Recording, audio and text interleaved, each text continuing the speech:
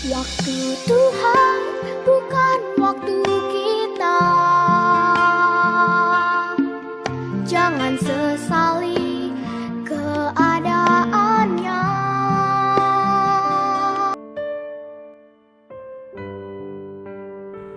Shalom, selamat pagi Bapak Ibu. Halo, apa kabar? Puji Tuhan. Mari kita siapkan hati untuk beribadah kepada Tuhan. Saya undang Bapak Ibu untuk berkenan bangkit berdiri. Baiklah, setiap kita mengaku yang demikian. Sesungguhnya berkat dan pertolongan kita datangnya dari pihak Allah Khalik langit bumi. Turunlah kiranya ke atas kita damai dan sejahtera dari Allah Bapa, cinta kasih serta kemurahan dari Putra yang tunggal Tuhan kita Yesus Kristus, dan oleh persekutuan Roh-Nya yang kudus berkenan memberkati setiap kita yang datang untuk berbakti dan beribadah kepadanya.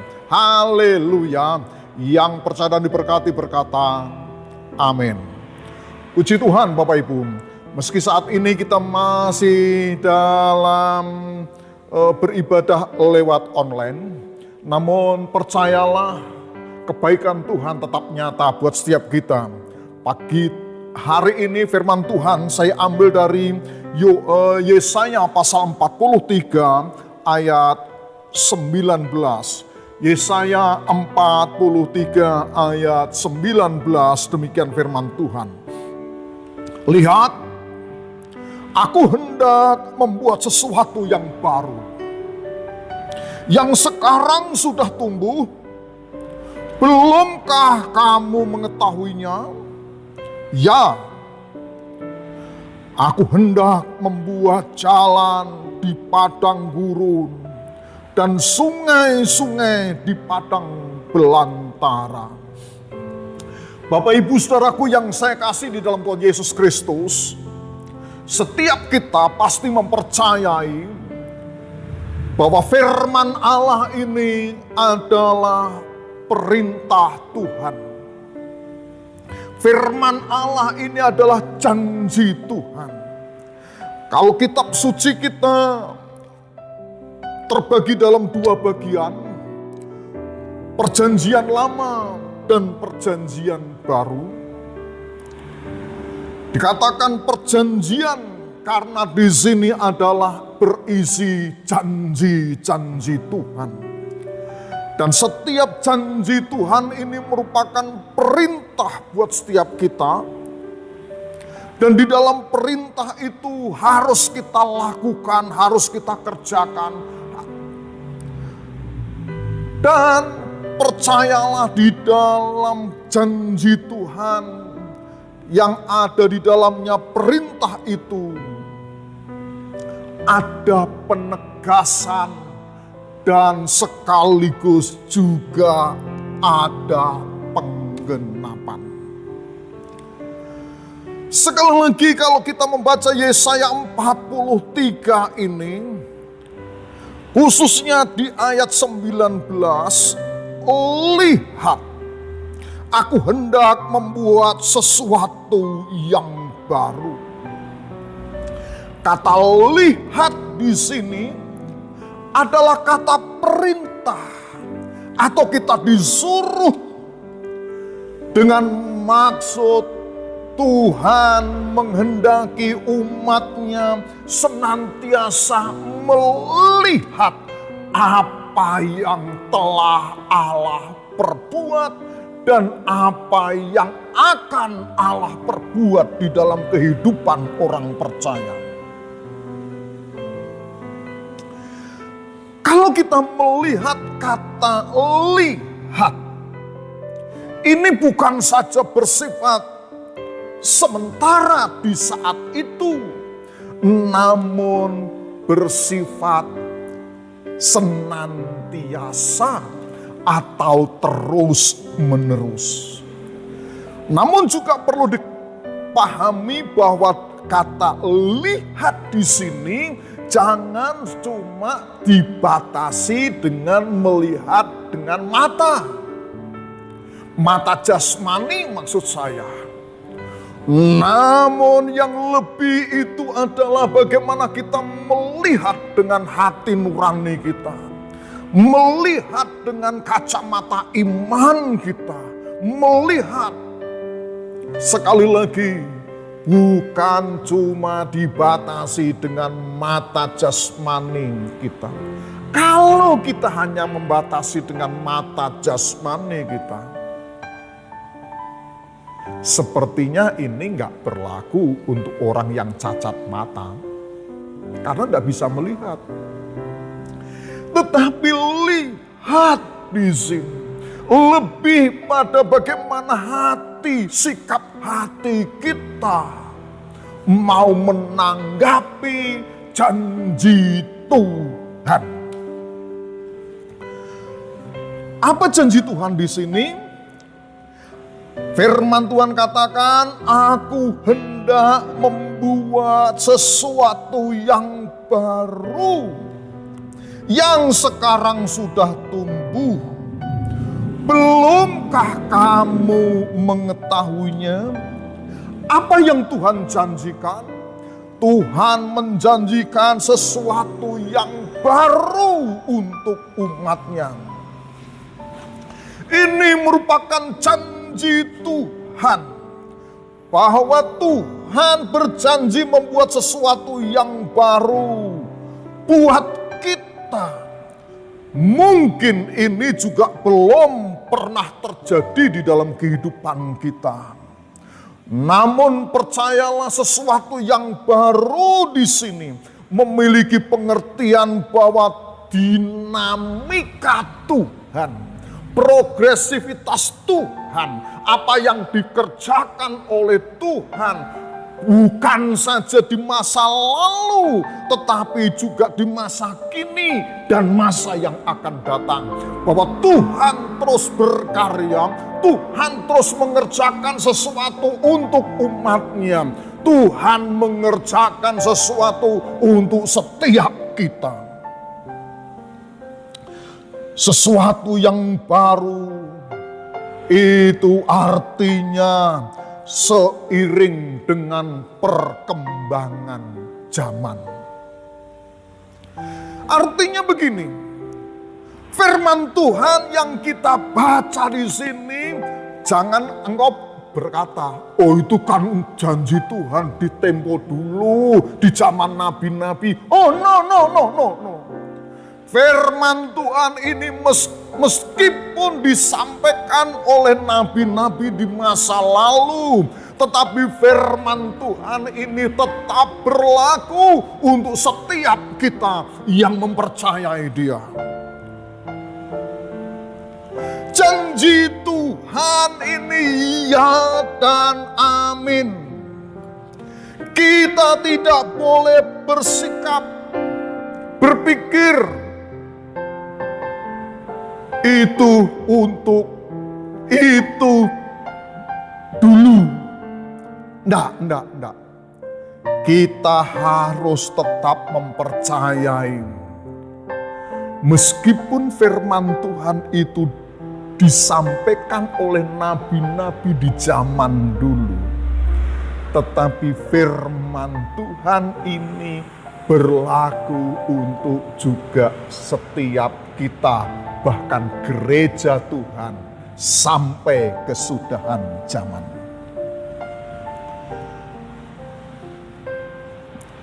Dengan kata lain, kalau ada sesuatu yang baru yang Tuhan akan berikan dan yang Tuhan berikan pada kita dari waktu ke waktu, Tuhan menginginkan kepada kita untuk terus melihat dan memperhatikan dari waktu ke waktu dengan hati nurani, dengan imanmu, dengan pengharapanmu, dengan kasihmu. Ingat satu kalimat yang sangat luar biasa, iman, pengharapan, dan kasih. Iman mempercayai apa yang kita percayai, apakah itu peristiwa di masa lalu, masa kini dan masa yang akan datang karena ada pengharapan. Dan semua itu kita landasi dengan kasih, karena Allah nyatakan itu juga karena kasih.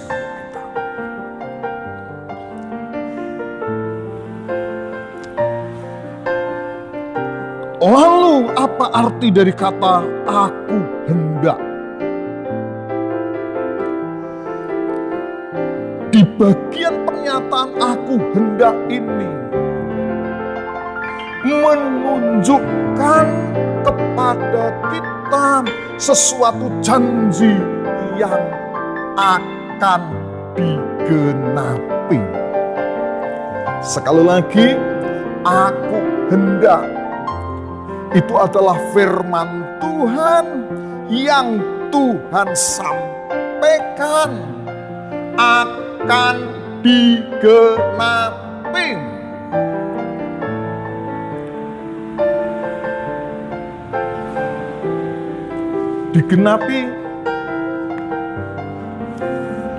Digenapi yang bagaimana? Tadi sudah saya sampaikan bahwa namanya firman Tuhan itu adalah firman yang tetap berlaku dari masa lalu, masa kini, dan masa yang akan datang. Untuk melihat ini atau untuk mempercayai ini, ada 3 hal yang harus kita kerjakan. Untuk kita ingat, yang pertama adalah janji Tuhan itu ya dan amin.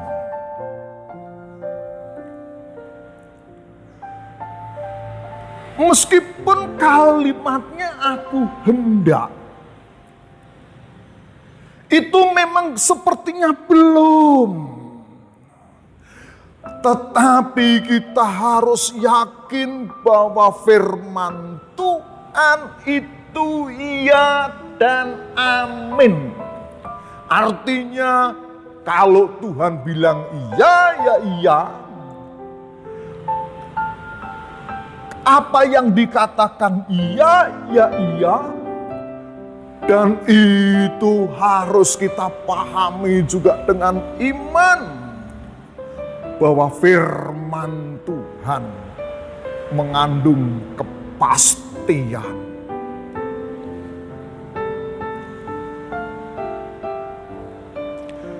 Kita terima dengan mantap, kita terima dengan iman bahwa janji Tuhan pasti digenapi.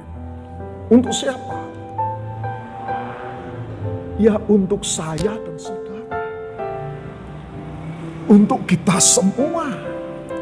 Untuk umat Tuhan yang mempercayai. Karena itu Yesus juga pernah berkata kepada orang yang memohon kepada Dia, jadilah sesuai dengan imanmu. Jadilah sesuai dengan imanmu. Bapak, Ibu, Saudaraku yang saya kasih di dalam Tuhan Yesus Kristus. Lalu, di balik kata aku hendak itu tadi, kita juga harus memahami yang kedua adalah janji Allah digenapi seturut kehendak Tuhan itu sendiri. Tuhan menggenapi janjinya, tapi juga seturut kehendak Tuhan. Bukan seturut kehendak kita. Itulah sebabnya Tuhan juga mengajarkan kepada kita.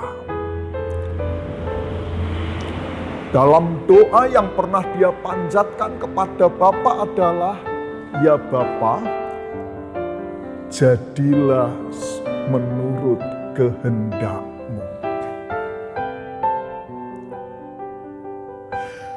dalam iman kita pun harus berani berkata dan mempercayai bahwa semua yang terjadi seturut kehendak Tuhan. Tapi percayalah, kehendak Tuhan selalu mendatangkan kebaikan buat kita. Rancangan Tuhan, rancangan damai sejahtera untuk kita. Rancangan Tuhan untuk orang yang mempercayai Dia adalah rancangan yang mendatangkan damai sejahtera.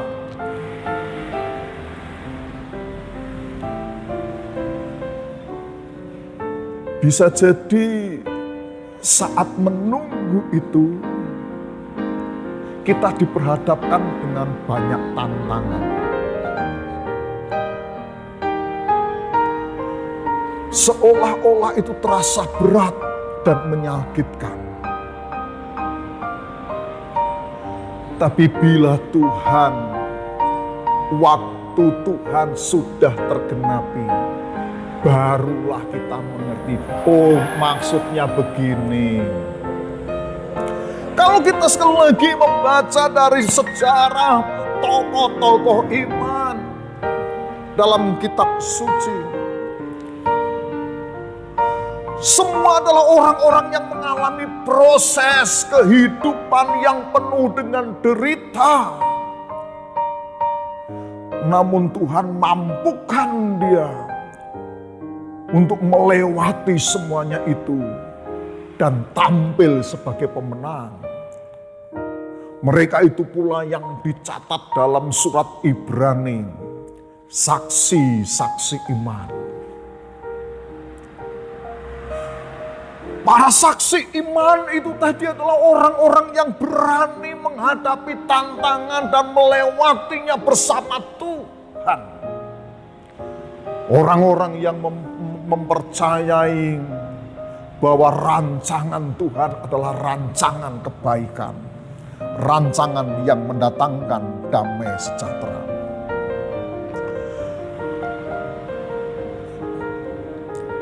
Dan yang ketiga adalah janji Allah digenapi sesuai dengan waktunya Tuhan. Bukan waktu kita. Sesuai dengan waktunya Tuhan. Satu contoh umpamanya.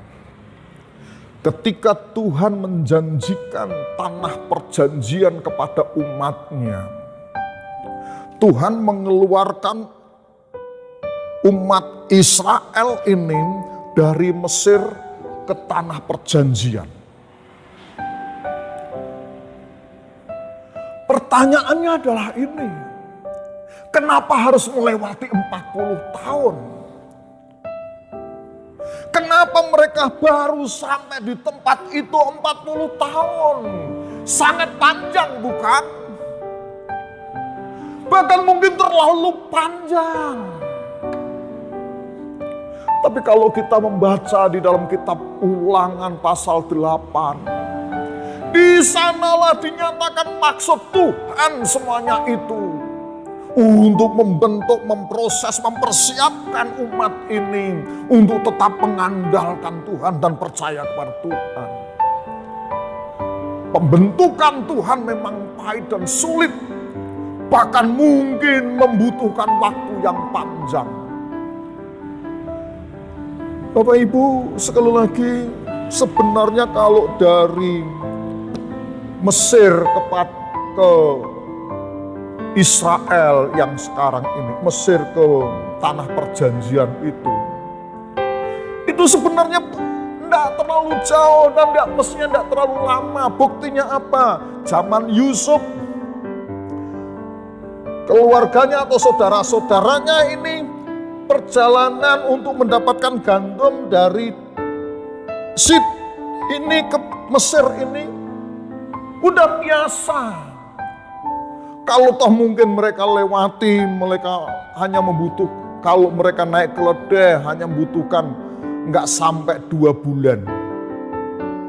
Tapi kenapa rombongan ini harus sampai 40 tahun?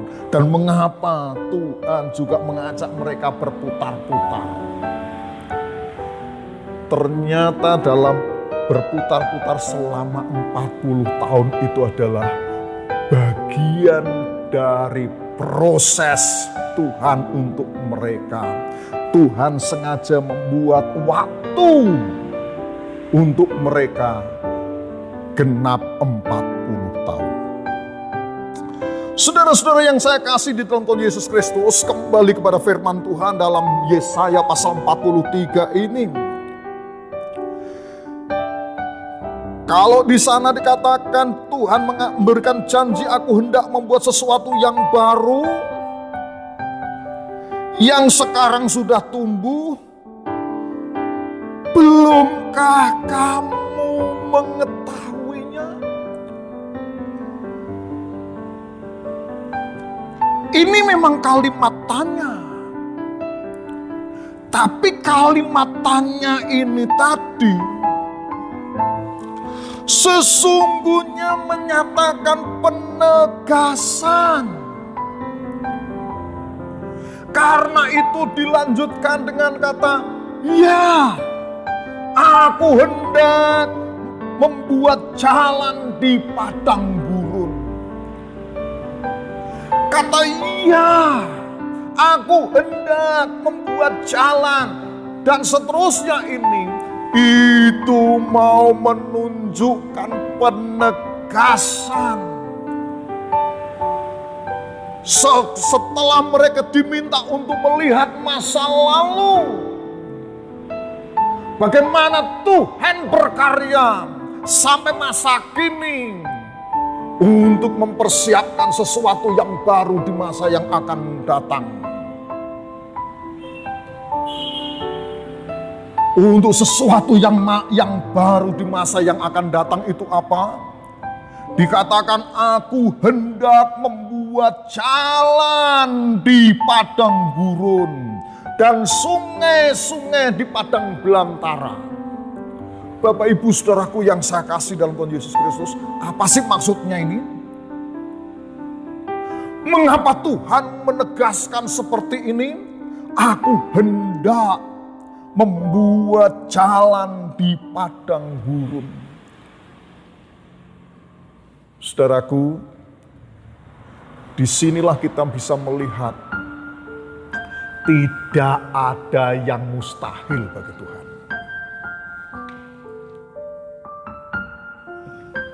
Karena apa? Kalau dikatakan aku hendak membuat jalan di padang gurun dan sungai-sungai di padang belantara, itu sesuatu yang mustahil bagi pikiran manusia. Untuk apa membuat jalan di padang gurun?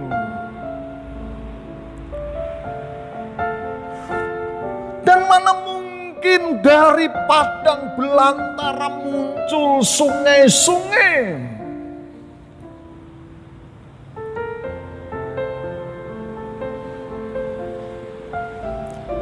Janji Tuhan yang sangat tegas adalah tidak ada yang mustahil bagi Tuhan. Yang tidak terpikirkan oleh manusia, Tuhan sanggup mengerjakan menjadi jalan keluar. Dari padang belantara muncul sungai-sungai yang diciptakan oleh Tuhan. Dari tempat yang gersang keluar air yang menyegarkan, menjadi jawaban buat setiap orang.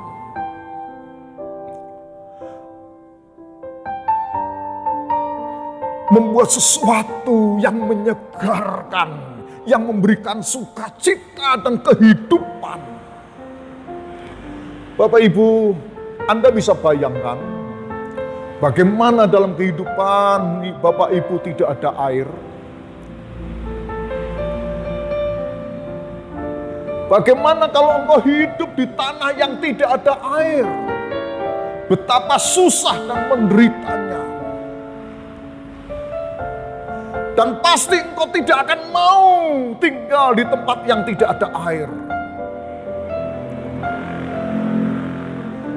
Dalam kehidupan kita mungkin penuh dengan masalah dan derita dan kita sepertinya ingin menghindar. Tapi lihatlah, Allah sanggup berkarya mengerjakan sesuatu yang tidak mungkin menjadi mungkin. Engkau tidak dibiarkan hidup dalam penderitaan, engkau tidak dibiarkan di dalam kelelahan, engkau tidak dibiarkan dalam kepanasan, karena Tuhan membuat sumber mata air. Tuhan sanggup membuat sungai-sungai yang dialiri air, yang menyegarkan dan memberikan sukacita. Mungkin dalam hidupmu mengalami ini. Dalam kondisi sekarang ini, banyak orang yang mengalami kelelahan. Penderitaan silih berganti. Secara umum diperhadapkan dengan COVID-19. Dan itu berdampak pada ekonomi. Karena tidak sedikit di antara kita yang mungkin kena PHK. Dengan sendirinya keuangan menjadi macet atau seret atau berkurang.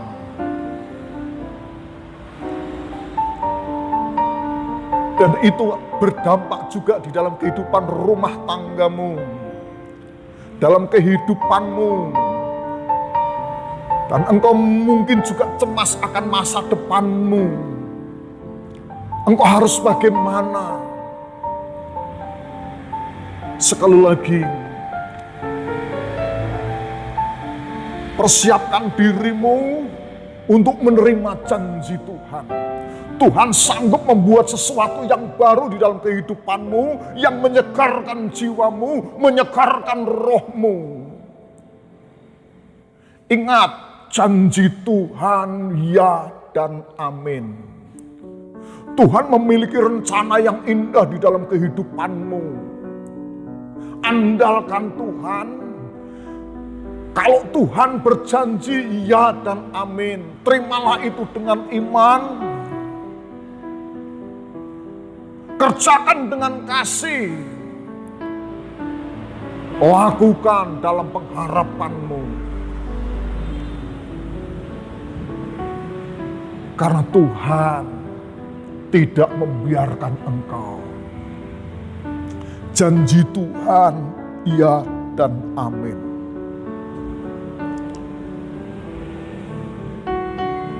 Jangan batasi kuasanya dengan akal pikiranmu.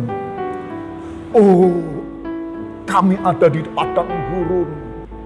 Kami kehabisan air, kami kehilangan, yang membuat engkau kehilangan sukacita dan kehilangan pengharapan, kehilangan iman. Aku mau katakan sekali lagi, dengarkan sabda Tuhan, yakini,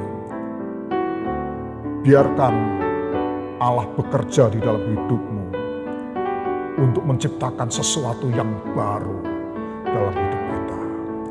Karena firman Tuhan berlaku untuk dulu, sekarang, bahkan sampai selama-lamanya. Ingat, Yesus Kristus tetap sama. Baik dahulu, kemarin, hari ini, bahkan sampai selama-lamanya.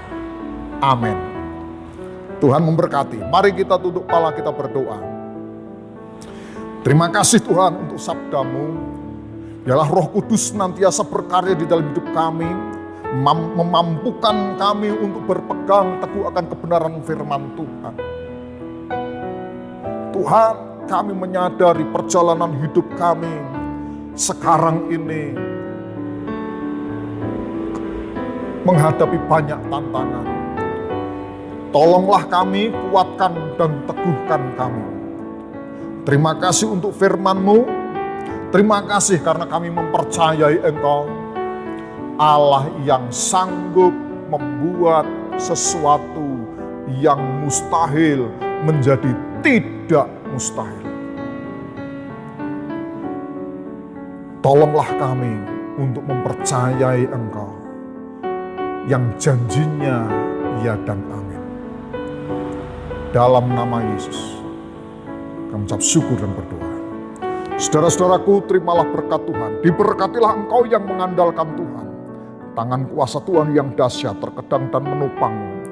Wajah Tuhan yang kudus menyinarimu, maka diberkatilah hidupmu, diberkati rumah tanggamu, diberkati segala usaha dan karyamu, diberkati keturunanmu, diberkati masa depanmu. Oleh sebab kebaikan Tuhan, Tuhan berkenan menjagaimu, tetap memberikan kekuatan, kesehatan, penghiburan, bahkan Tuhan melimpahkan damai sejahtera yang melampaui hati dan pikiranmu. Berkat Tuhan yang terbaik diberikan atas kita dalam berkat nama Bapa, Putra, dan Roh Kudus, nama di atas segala nama, Tuhan Yesus Kristus. Haleluya. Yang diberkati berkata, amin. Selamat berhari Minggu, Tuhan Yesus memberkati. Amin.